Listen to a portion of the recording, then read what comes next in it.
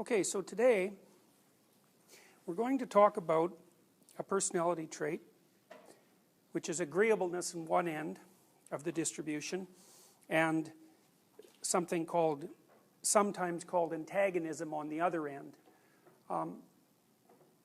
It's a difficult trait to conceptualize in my estimation. It's always been the one that's puzzled me the most in some ways, and I also think it's the one that gets most obviously troublesome at both ends of the spectrum.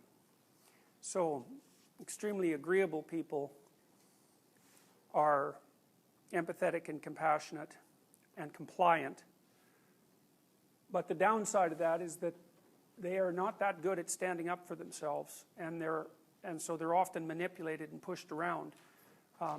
For example, they're not as good at negotiating for their own salaries, and that's something we'll discuss in a little bit.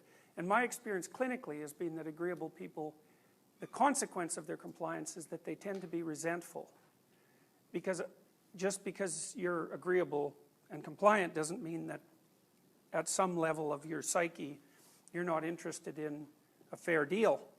And if you're not particularly good at negotiating for yourself, especially in the presence of disagreeable or antagonistic people, then you're going to be left with the short end of the stick. I think the typical complaint of someone who's very agreeable is, I do so much for other people and they seem to do so little for me. And so if you feel that way, there's a reasonable probability that you're agreeable. There's some probability that you're too agreeable, and maybe you should stop being so easy to get along with. And that's one possibility. On the other end of the distribution, the antagonistic end, well, if you're antagonistic enough, you end up in prison. It's the best personality predictor of antisocial behavior, and seems to be associated with sort of cold-blooded aggression rather than the reactive form, which would be more characteristic of negative emotion, neuroticism. So, and I think that people who are lower in agreeableness or higher antagonism are probably predatory. Now, human beings are predators, and we have been for a huge swath of our evolutionary history, maybe for all of it,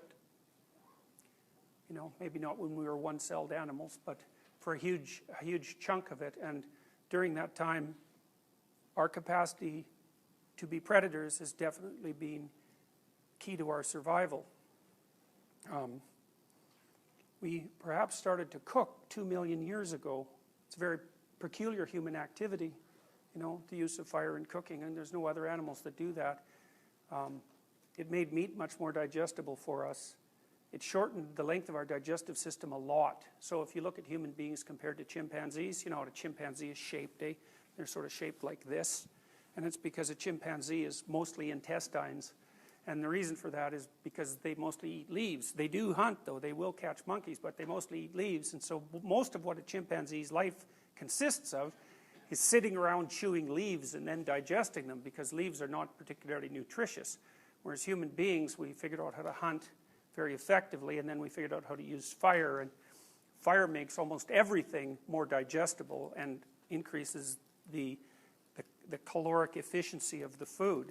And in particular, it makes meat more digestible, and so that meant that we could decrease the length of our gut and increase the length of the size of our brain, which seems like a pretty good trade-off fundamentally.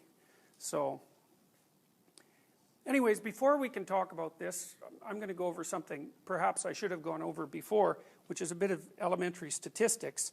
Well, they're not so elementary because people dispute them continually.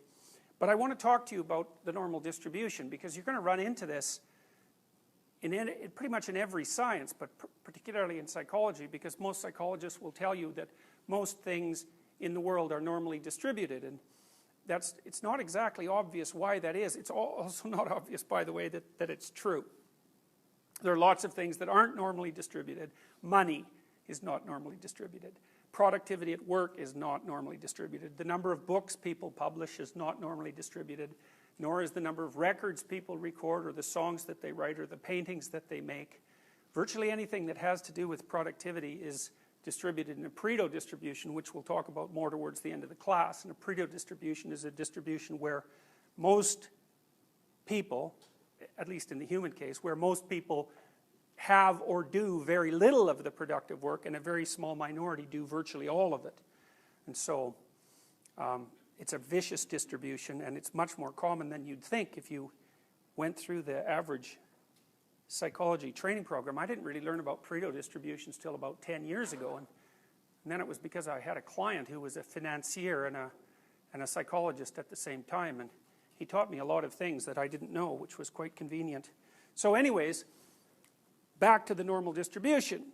Psychologists will tell you that things are normally distributed, and almost all the statistics that you will encounter are predicated on the assumption that the data that you're manipulating is normally distributed. Now, you're supposed to check that assumption before you engage in the statistics, and if the data isn't normally distributed, there's various things you can do to it to